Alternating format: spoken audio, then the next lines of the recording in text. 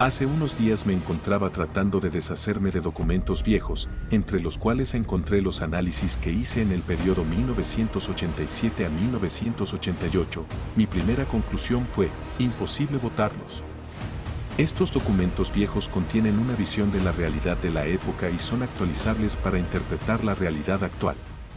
Corría el año de 1987 y El Salvador se encontraba inmerso en una guerra subversiva a la cual, aquellos que nunca han estudiado las ciencias militares llaman erróneamente guerra civil.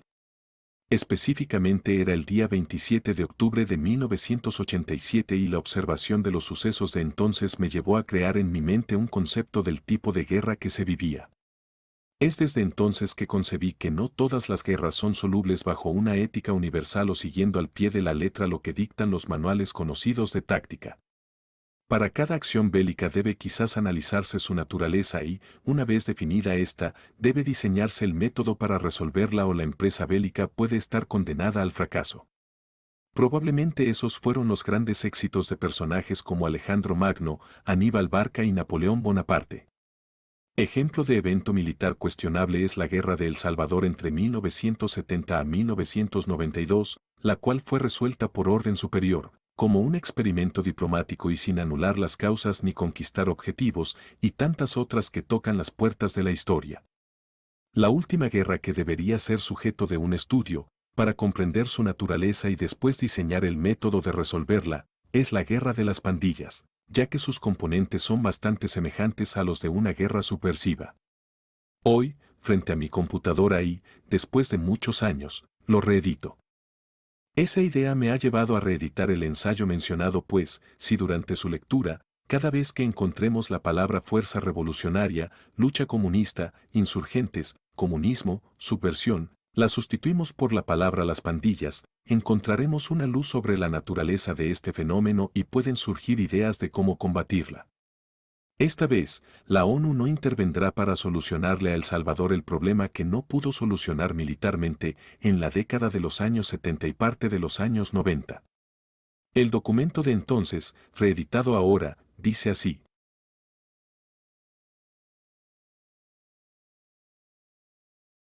Desde el año 1917, la revolución bolchevique marca un giro en la estrategia de la guerra para la toma del poder. Hasta entonces, las fuerzas contendientes se disputaban los objetivos políticos y militares en una misma dimensión, esta es la dimensión convencional, que se caracteriza por el marco legal y la igualdad de condiciones de los ejércitos en el campo de batalla. Bajo estas condiciones, se imponían en el campo de batalla los factores militares y, por consiguiente, se imponía la fuerza que dominara esos factores. Bajo este esquema de guerra unidimensional, las fuerzas revolucionarias no tendrían muchas probabilidades de someter a un ejército bien constituido y que, con apego a la ley, desarrollara sus campañas por la seguridad nacional. Por tanto, toda la lucha comunista por la toma del poder se hubiera visto reducida al aspecto militar y, como consecuencia, se obstaculizaría militarmente el logro de sus fines. Por ello, se generó una estrategia no convencional que se caracterizó por la irregularidad y la ilegalidad de las formas de lucha.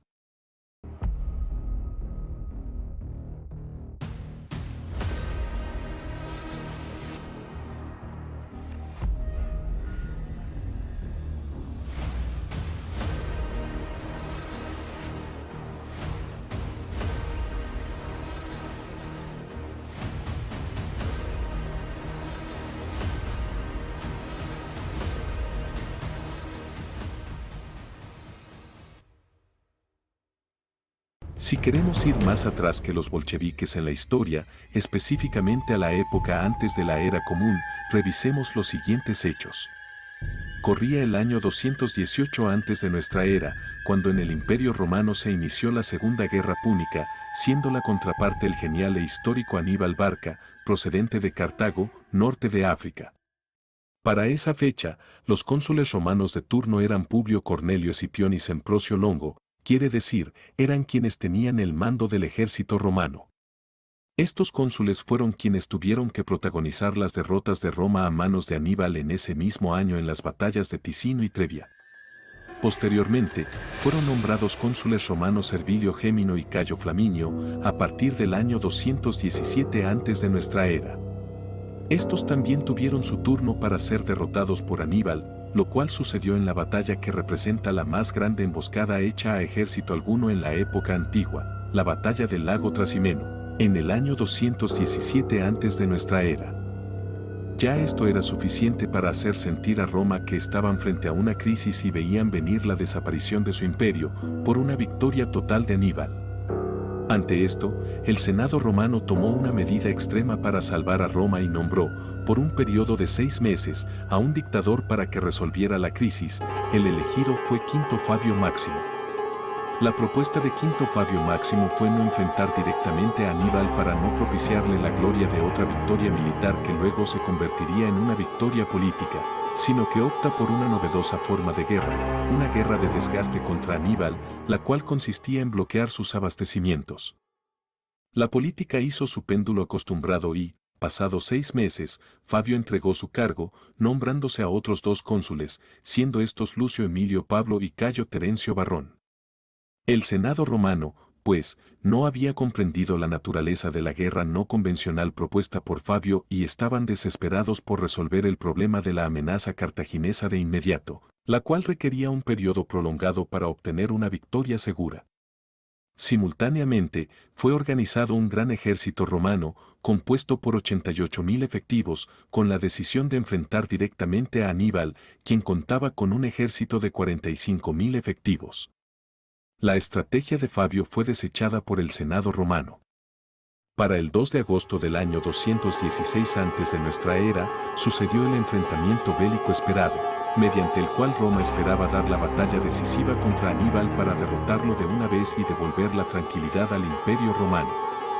Sin embargo, la genialidad de Aníbal se impuso nuevamente en la batalla de Cannae, derrotando a los romanos y ocasionándoles la muerte de 60.000 a 70.000 efectivos, lo cual representaba entre el 68.18% y 79.54% de la pérdida de su ejército.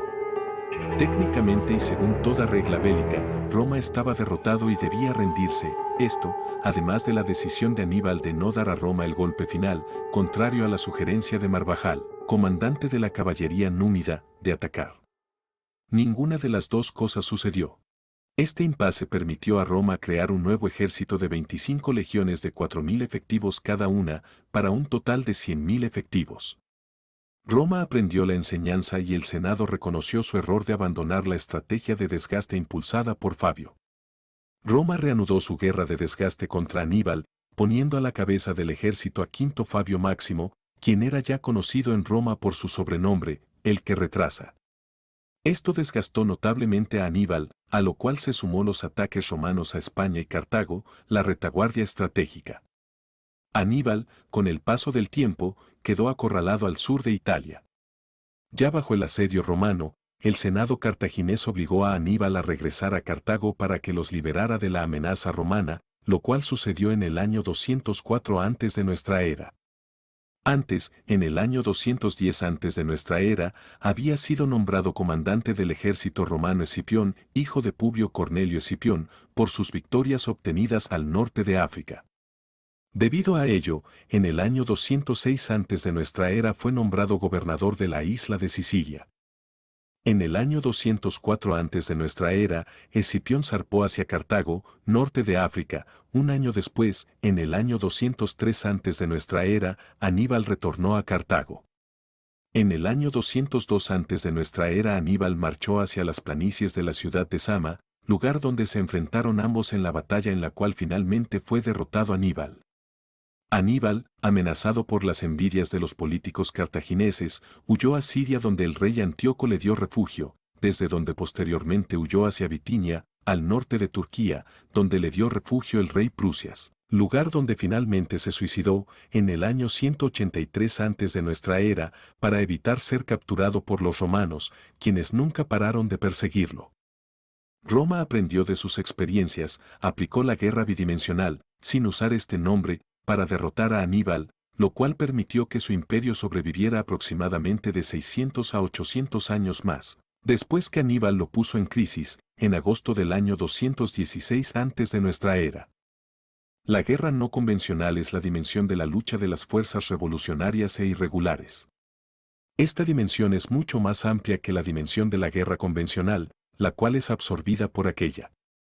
Esta amplitud dimensional del conflicto irregular se debe a los nuevos aspectos que se involucran en la guerra, como son la economía, la política del Estado, la ideología y las condiciones sociales de la población. Sumado a estos aspectos, la guerra no convencional desarrolla métodos de lucha ilegales que ubican a sus fuerzas fuera del marco constitucional, entiéndase en la más amplia extensión fuera del alcance de la ley.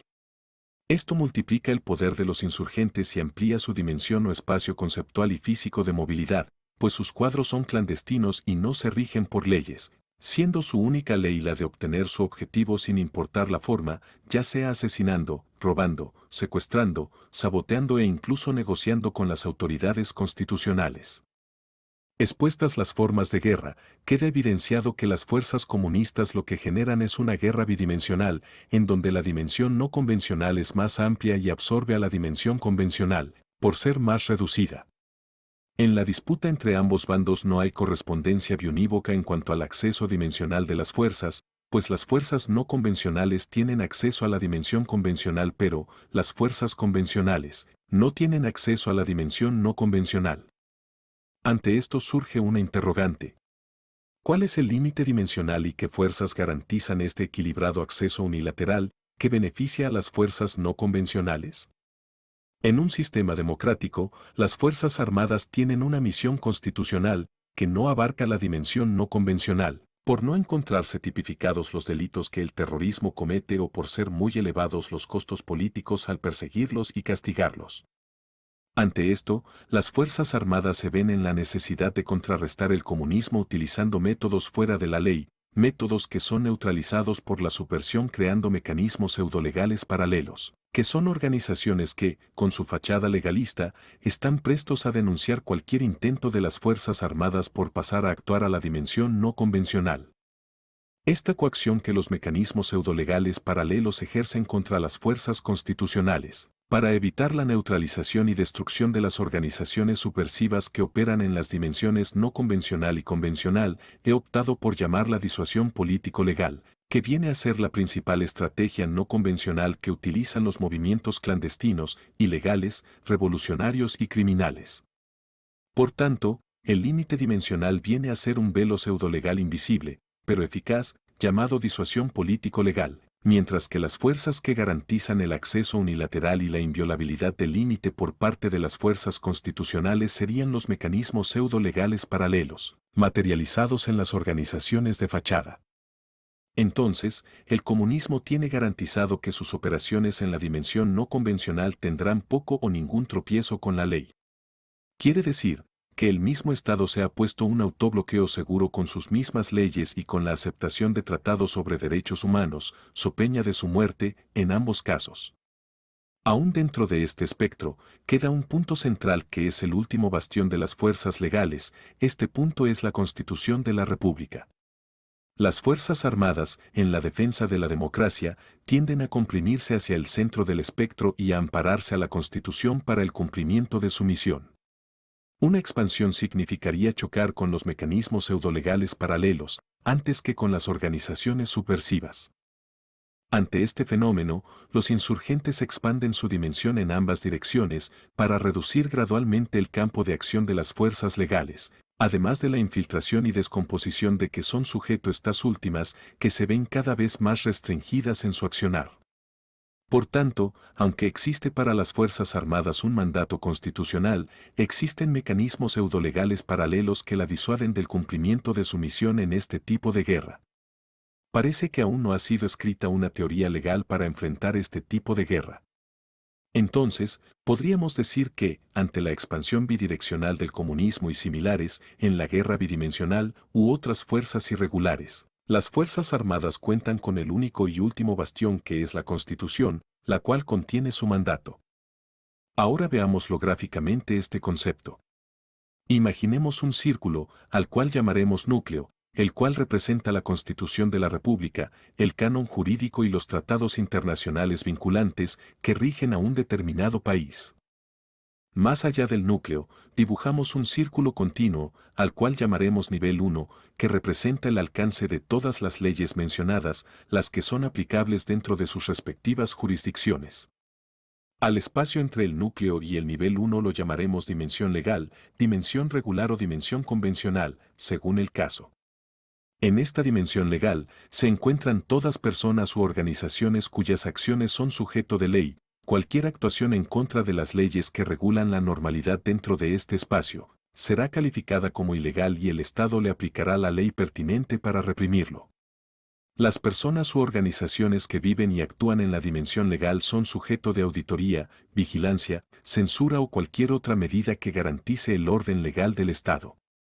Más allá del nivel 1, dibujamos un círculo intermitente, al cual llamaremos nivel 2. Al espacio entre el nivel 1 y el nivel 2 lo llamaremos dimensión no convencional, dimensión irregular o dimensión ilegal, según el caso. En este espacio o dimensión residen las organizaciones y personas que evaden la ley aplicable en la dimensión legal, viven en la clandestinidad y fuera del alcance de la ley. Para ejecutar sus acciones criminales e ilegales, las personas u organizaciones clandestinas incursionan a la dimensión legal, donde radican personas e instituciones legales. Posterior a sus crímenes, inmediatamente migran a la dimensión ilegal para protegerse y ponerse fuera del alcance de la ley.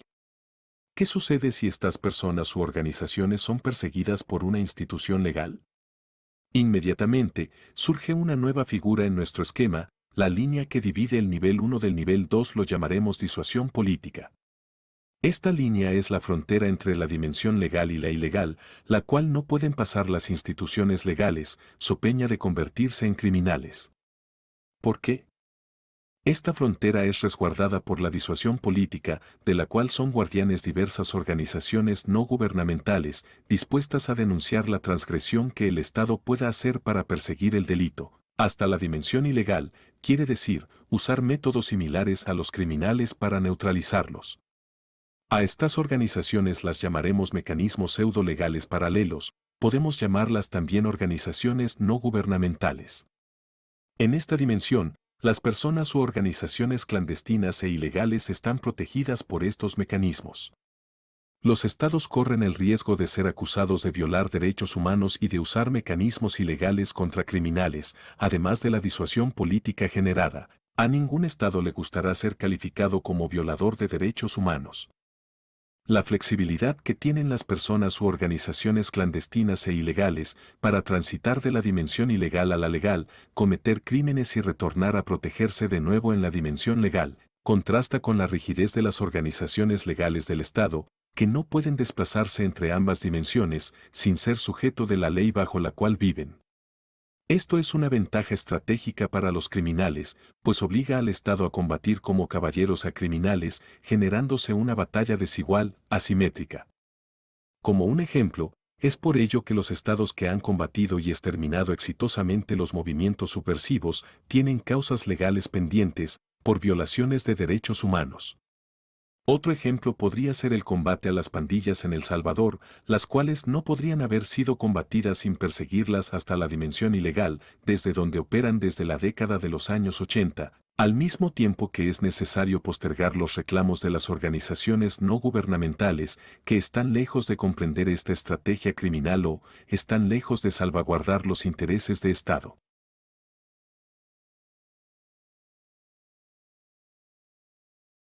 A manera de conclusiones se puede decir lo siguiente.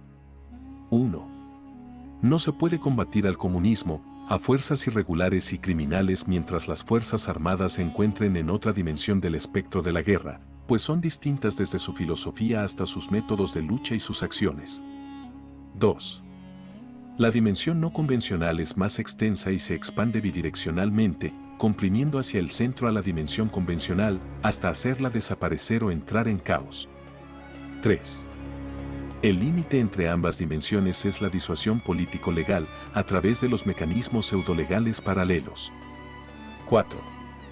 El acceso dimensional de las fuerzas es unilateral, pues solamente las fuerzas irregulares pueden rebasar el límite a causa de la disuasión en ambas direcciones. 5. La expansión de las fuerzas legales hacia la dimensión no convencional le genera un choque con los mecanismos pseudo-legales paralelos, por tanto, tienden a comprimirse y aferrarse a la Constitución de la República o a cualquier otra ley. Esa es la tendencia a legislar para resolver todos los problemas sociales y no a buscar atacar las causas de origen. Esto convierte a la Constitución y las demás leyes y ejecutores en un objetivo para las fuerzas subversivas. 6. Probablemente será necesario generar una doctrina no convencional que, partiendo de una filosofía democrática, sirva realmente para la defensa de estos principios. 7. Claramente sentenció Cicerón al decir, quien no conoce la historia, está condenado a vivir siempre en la infancia. Quiere decir, siempre nos comportaremos como unos niños ante los hechos aparentemente desconocidos. Negarse a adquirir nuevos conocimientos a partir de los hechos pasados es una terquedad intelectual, lo cual repercute en todos los órdenes de un Estado, cuando de gobernar se trata. Para el caso romano expuesto al principio, queda demostrado que hace 2241 años, uno de los imperios más grandes conocidos demostró que solamente aplicando los métodos adecuados de una guerra bidimensional se podrá obtener una victoria que permita sobrevivir. 8. Igual aplicó esta situación para el Estado salvadoreño hasta antes del año 2019, país que se encontraba en etapa de neonato ante el problema de pandillas que, de forma bidimensional, sometió su territorio y su nación, habiendo provocado una situación casi irreversible. Al año 2024, el caos de seguridad está en camino de resolverse. El contenido de este ensayo, escrito en el año 1987, reeditado en el año 2006, cobra vida en el año 2024 al aplicarse a todas las fuerzas irregulares, ilegales y no convencionales que operan al margen de la ley y que tiendan a consolidarse para alcanzar sus objetivos.